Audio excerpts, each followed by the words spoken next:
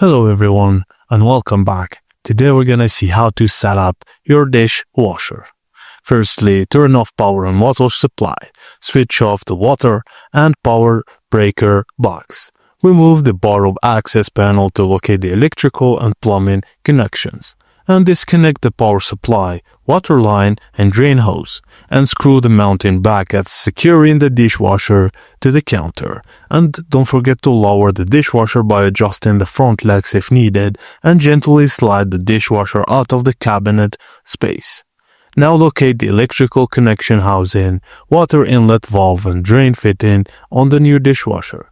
Determine whether your dishwasher is hardwired or use a power cord. Drill access holes in the side of the cabinet if needed to run power drain hoses. Remove the electrical cover and thread the power cord into the housing. Connect the wires using the wire nuts, green wire to grounding screw, white wire to white lead, and black wire to black lead. Now, apply pipe joint compound to the fittings threads and screw the dishwasher 90 fitting onto the solenoid valve. Tighten by hand, then give it a quarter turn with pliers.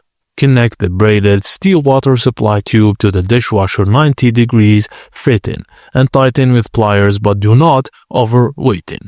Turn off the dishwasher upright and slide it into the counter. Center the unit without pushing it too far back and adjust the front legs to raise the level of the dishwasher. Open the dishwasher door to access the mounting brackets and use the provided screws to secure the brackets to the cabinet frame.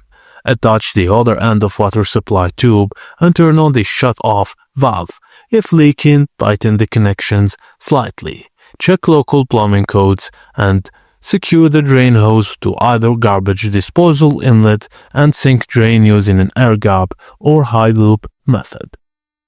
Restore power and turn on the dishwasher and run a test cycle. And that's it, guys. Thank you for watching, and please don't forget to like and subscribe. Full bore.